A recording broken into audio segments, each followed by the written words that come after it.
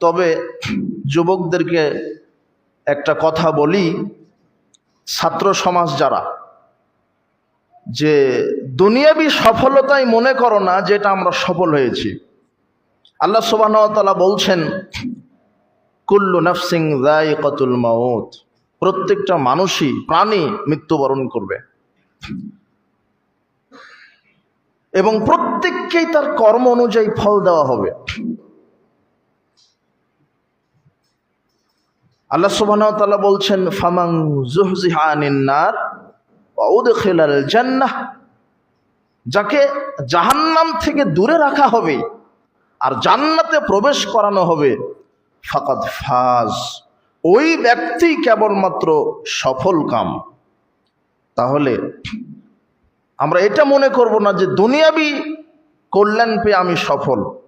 যুব সমাজ, ছাত্র সমাজ, আমরা বলতে চাই, তোমরা দুনিয়াতে যেমন সফলতার সাময়িক একটা মুখ দেখে আনন্দের আতিশয্যে অনেক কিছু করে ফেলছ, মনে করেন এটা তোমাদের চূড়ান্ত সফলতা। তোমাদের চূড়ান্ত সফলতা হবে সেদিনই যেদিন তোমরা জাহান্নামকে টপকিয়ে জান্নাতে আল্লাহ তোমাদেরকে প্রবেশ করাবেন।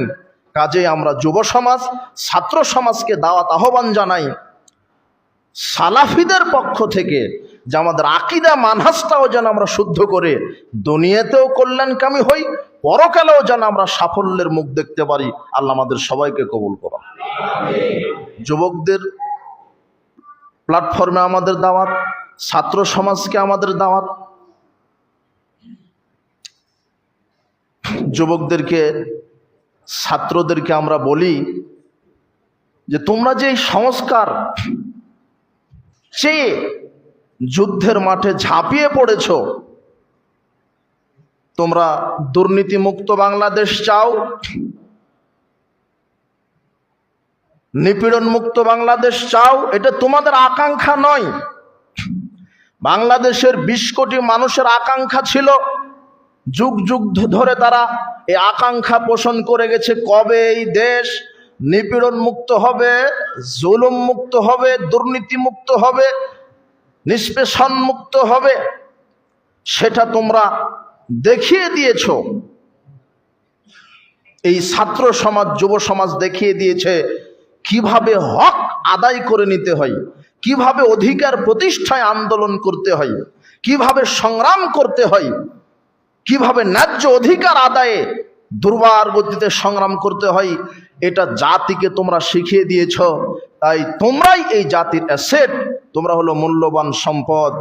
আমরা অন্তরের অন্তঃস্থল থেকে দোয়া রাখি, তোমাদের এই বিপ্লব শুধু দুনিয়াবি কারণে যেন না হয়, তোমাদের এই বিপ্লব যেন দুনিয়াবি কারণে না হয়, এই বিপ্লবটা যেন পরকাল পর্যন্ত, জান্নাতে পৌঁছার আগ পর্যন্ত থাকে। তোমাদের আদর্শ হবে নগদ। তোমার নেতা বলছে আমি অমুক নেতার রক্তের আদর্শে আদর্শিত, ও তো কাপুরুষ, ও তো নাস্তিক হয়ে গেছে, কখনো নিজেই মনে করেনি। আল্লাহ বলছেন, লাকাদ কানা লাকুম ফি রাসূলিল্লাহি উসওয়াতুন হাসানা, একজন মানুষের আদর্শ ধারণ করতে হবে যার নাম মুহাম্মদ সাল্লাল্লাহু আলাইহি সাল্লাম। এই জন্য সব ছাত্র সমাজ, তোমাদের এই কর্মকে আমি সাধুবাদ জানাই, আমরা সাধুবাদ জানাই। তোমরা বাংলাদেশের এই জাতিকে শিখিয়ে দিয়েছো কিভাবে অন্যায়ের বিরুদ্ধে কথা বলতে হয়। মানুষ 20 বছর 16 বছর ধরে মানুষের বাক স্বাধীনতা ছিল না, মানুষের কণ্ঠকে অদৃশ্য রশি দ্বারা এরা বেঁধে রেখেছিল। তোমরাই বাক স্বাধীনতা ফিরিয়ে দিয়েছ। তাই বলবো, তোমাদের এই বিপ্লব যেন আল্লাহর পথে হয়, নবীর পথে হয়, ইসলামের পথে হয়। তোমরা দুনিয়াও জয় করেছ, তোমাদের এই আকীদায় এবং আমলে বিপ্লব আনতে হবে এখন, যার মাধ্যমে তোমরা পরকালকেও জয় করতে পারবে ইনশাআল্লাহ। সব সময় আমরা এই দাওয়াতই দিই, তোমরা এইভাবে আনন্দে বুক ভাসিয়ে দাও না যে সাময়িক দুনিয়াবি আমি স্বাধীনতা অর্জনের চাইতে স্বাধীনতা রক্ষা করা কঠিন। এখন দেখো কারা দুর্নীতিবাজ, কারা চোর ছিল, কারা নির্দেশদাতা ছিল। আজকে অবাক, আল্লাহ বলছেন, কুলিল্লাহুম্মা মালিকাল মুলকে, আল্লাহ বলছেন মুহাম্মদ তুমি বলো যে হে রাজত্বের মালিক। তারপরে কি, তুতিল মুলকা মান তাশাউ, আপনি যাকে ইচ্ছা রাজত্ব দেন। তানজিউল মুলকা মিম্মান তাশাও, যার নিকট থেকে রাজত্ব আপনি কেড়ে নেন। বিয়াদিকাল খায়র, তোমার হাতে কল্যাণকর। ইন্নাকা আলা কুল্লি শাইইন কাদির, তুমি সব বিষয়ের উপরে সর্বশক্তিমান। কোরআনের আয়াত স্পষ্ট, তার প্রমাণ বর্তমান বাংলাদেশের চিত্র।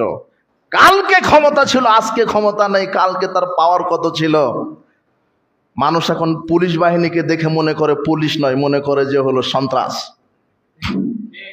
পুলিশের যে আচরণ দেখেছে মানুষ। তবে পুলিশকে জনগণের ভালোবাসায় ফিরে আসতে, জনগণের পাশে দাঁড়াতে হবে। আবার কিভাবে? মানুষের জানমাল নিরাপত্তা দিতে হবে।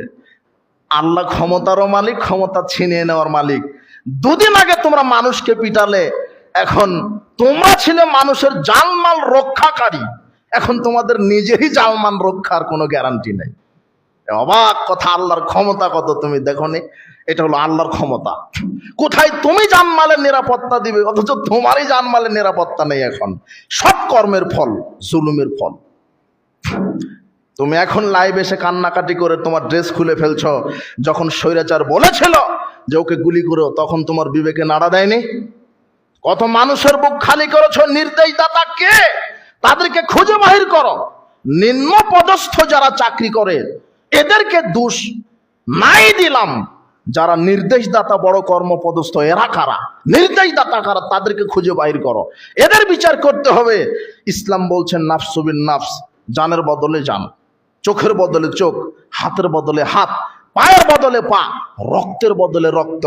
যত মানুষ মেরেছে, যে অন্যায় করেছে স্বৈরাচার এই খনি শাসক, একে যদি 1 কোটি বারও ফাঁসি দেওয়া হয় তবু ওই পাপের সমান আইন জারি হবে না। 1 কোটি বারও যদি ফাঁসি দেন তাহলে এর ক্ষমা হবে না। কতবার একে ফাঁসি দিতে হবে? কত মানুষকে গুম করেছে, কত মানুষকে নির্বিচারে নিরপরাধে গ্রেফতার করেছে, কত অন্যায় অত্যাচার চালিয়েছে। তবে একটা কথা, জালেমেরা কিন্তু শিক্ষা গ্রহণ করে না। এটা চিরাচরিত নীতি। পৃথিবীতে কোনো জালেম এ পর্যন্ত শিক্ষা গ্রহণ করেনি।